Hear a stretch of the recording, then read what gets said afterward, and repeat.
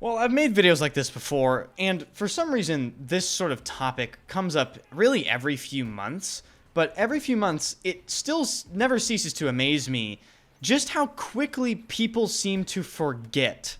And it is very important to not forget what has happened recently with the past two Battlefield titles, being Battlefield 5 and Battlefield 2042, because then the bar just gets forever lowered, and the standards continue to completely wash away. And this video isn't going to be me complaining about something for 8 to 10 minutes. It's more so going to be a sort of reminder and a discussion about the reality of Battlefield and why it is important to acknowledge the reality of Battlefield in order to sort of keep standards high and to set expectations for the next title. And really, it's going to be a discussion about what is actually good and acceptable within the Battlefield franchise in terms of game quality, content, etc., etc. So before we jump into things, be sure to hit the like button and subscribe to the channel. And how did this conversation come about? Well, as always, unfortunately, it started on Twitter, which is pretty much one of the worst places to get into a conversation on in the first place. But it started with me just randomly seeing a tweet from The Broken Machine. Many of you probably watched The Broken Machine. He's been a long-time content creator, and he just tweeted something very simple. And he said, well, if that is it, Battlefield's going to clean wipe that FPS crown in 2024. And, someone replied to this. He says, the fact you have faith in the series after 2042 is unreal. Then The Broken Machine replied to it and said, Hardline was an okay game in my view, but not so well received overall. BF1, an exceptional title, came after that, and BF5 did fairly well too, despite its criticisms. They can do it again. Now, I took issue with him saying BF5 did fairly well. That is objectively wrong. It just is. Battlefield 5 had an awful release. It had an awful trailer. It died extremely quickly. And really, the reality of Battlefield 5 was it was canceled and had very little content and was overall just a very poorly received video game. And yet, for whatever reason, people buy Battlefield 5 after it was canceled with all of the content that it received during its lifetime, and then somehow get deluded into thinking it was a good game, and they forget all the problems that actually happened with the game and all the existing issues that still exist with Battlefield 5. So I just simply replied, Battlefield 5 did exceptionally unwell, which again, I view that as pretty much an objective fact. When you really look at the numbers, Firestorm died it just instantaneously.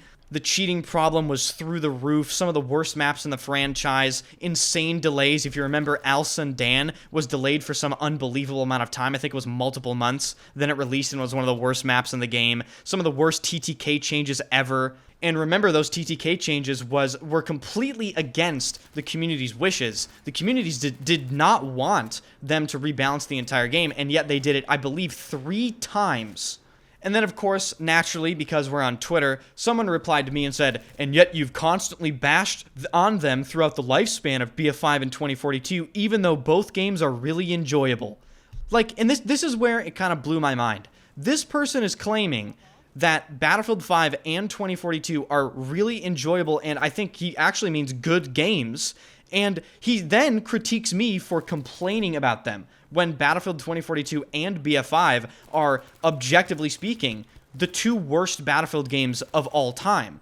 And then this is where the conversation comes up yet again with the community standards and the importance of remembering what EA and DICE actually did with Battlefield 5 and Battlefield 2042. Now, funnily enough, I do think a lot of people really do remember what happened with Battlefield 5 and with the beginning of 2042, because the other reality is that the majority of people still don't play Battlefield. There is still a gigantic amount of players that absolutely refuse to play Battlefield 2042 because they remembered what it was like. They remembered what Battlefield 5 was like. I think this issue is sort of isolated to a small, existing, active portion of the community that still plays these games, and for whatever reason, just can't come to terms with the reality surrounding the Battlefield franchise.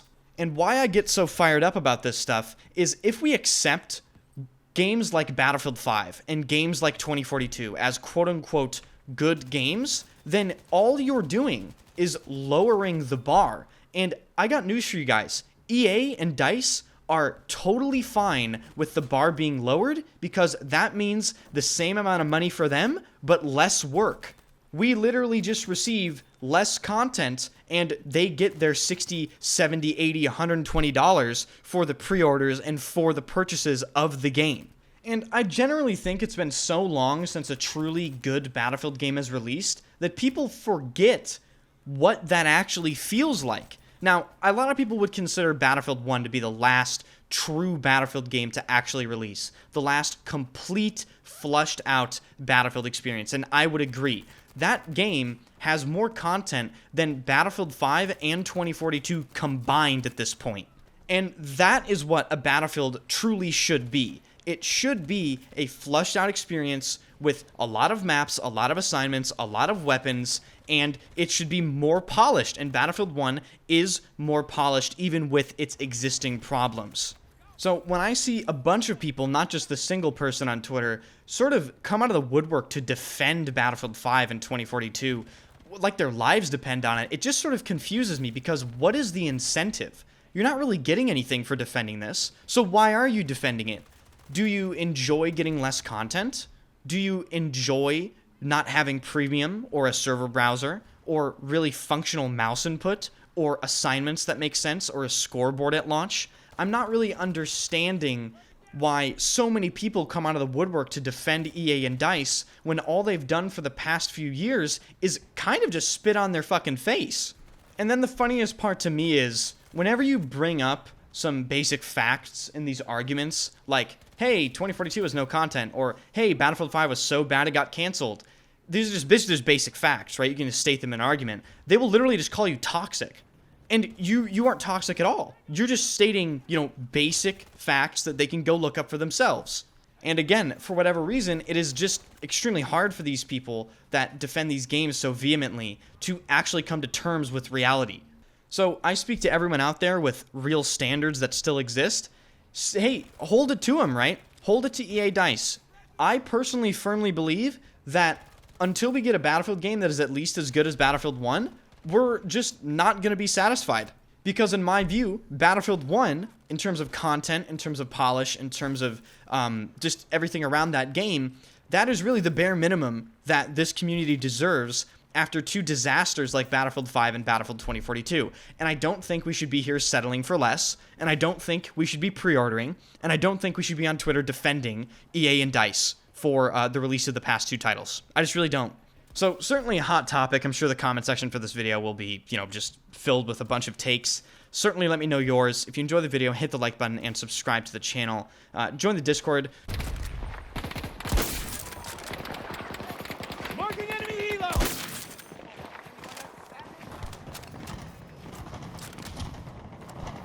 Enemy soldier marked, 60 meters from my position.